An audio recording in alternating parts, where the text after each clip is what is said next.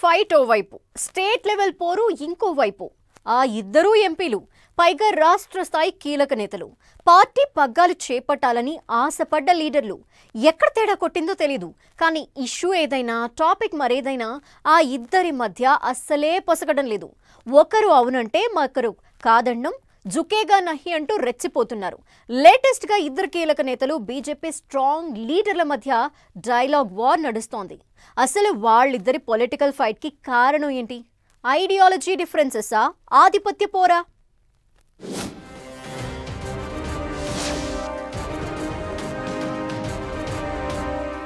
బండి versus Etela peak level కు ఆధిపత్య పోరు.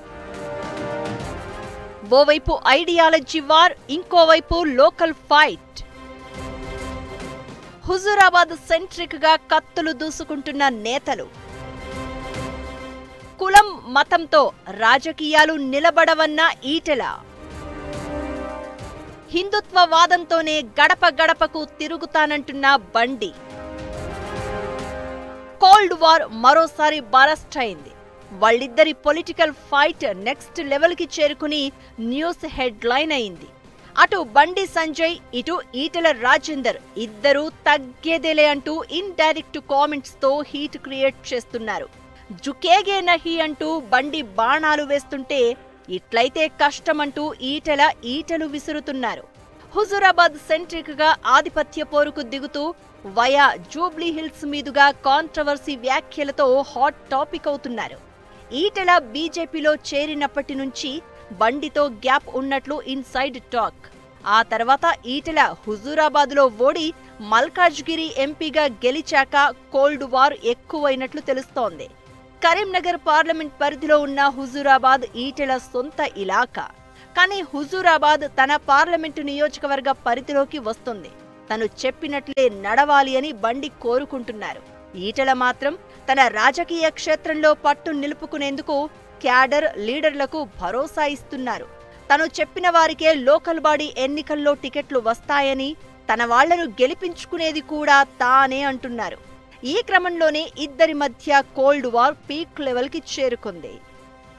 లేటెస్ట్ గా జూబ్లీ హిల్స్ ఫలితాలపై మీడియాతో మాట్లాడిన ఈటెల బండి సంజయ్ పై పరోక్ష విమర్శలు చేశారు. జూబ్లీ హిల్స్ ఉప ఎన్నికల సందర్భంగా బండి చేసిన వ్యాఖ్యలకు ఈటెల కౌంటర్ ఇచ్చినంత పని చేశారు. ప్రధాని మోదీ కూడా మజీద్కు చర్చికి వెళ్లారు అని ఈటెల గుర్తు చేశారు. అలాంటిది తెలంగాణలో హిందూ ముస్లింలను విభజించి అధికారంలోకి రాలేమని ఈటెల హాట్ కామెంట్స్ చేశారు. కులం మతం ప్రాతిపదికన రాజకీయాలు నిలబడవు అని చురకలంటించారు. కేంద్రమిచ్చే పథకాలు, అభివృద్ధి పనుల లబ్ధిదారుల్లో ముస్లింలు, క్రిస్టియన్లు కూడా ఉన్నారని చెప్పుకొచ్చారు. ఇదంతా తన వ్యక్తిగత అభిప్రాయమే అంటూనే సంచలన వ్యాఖ్యలు చేయడం పార్టీలో హాట్ టాపిక్ అయింది. జూబ్లీహిల్స్ క్యాంపెయిన్లో బండి చేసిన ప్రచారం బూమరాంగ్ అయింది అనేలా ఇండైరెక్ట్ కామెంట్స్ తో కాకలేపారు ఈటెల. ఇప్పటికే హుజూరాబాద్లో ఆధిపత్యం కోసం లోకల్ ఫైట్ నడుస్తూ ఉండగా, ఐడియాలజీ పరంగా ఈటెల లేవనెత్తిన అంశాలు మరింత చర్చకు దారితీశాయి.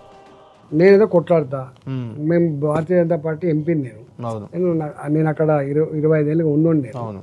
నాకు కొంత అనుభవం ఉంది అని అనుకుంటున్నాను. నేను ప్రజలతో సంబంధం ఉంది అనుకుంటున్నా.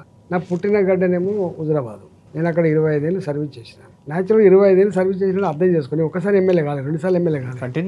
నేను కరీంనగర్ జిల్లాకి 2 సార్లు మంత్రిని, ఉమ్మడి కరీంనగర్ జిల్లాకు 2 సార్లు అధ్యక్షుడిని, ఉమ్మడి కరీంనగర్ జిల్లాకు మంత్రిని. ఇలా హుజూరాబాద్లో ఇన్ని సంవత్సరాలు చేస్తున్నా. ఇలా హుజూరాబాద్లో నాకుండే పరిచయాలు, నాకుండే మమకారం, నాకుండే అది వేరే వాళ్ళకు ఉండే ఆస్కారం ఉండదు. అది కామన్ సెన్స్ సమైన విషయం.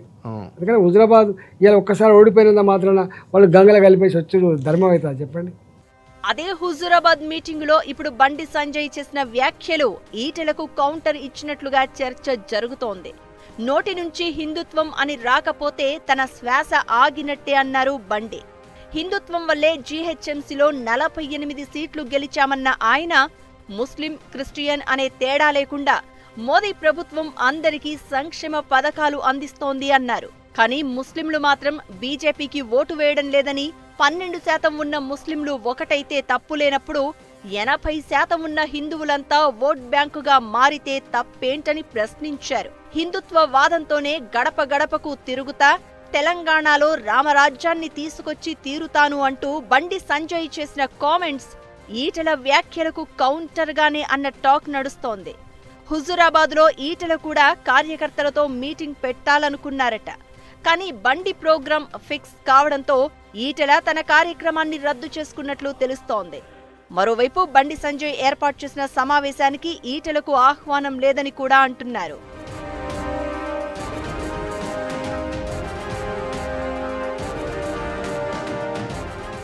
గతంలో స్థానిక సంస్థల ఎన్నికల ప్రస్తావన తెర మీదకు వచ్చినప్పుడే ఇద్దరి మధ్య డైలాగు వార్ నడిచింది.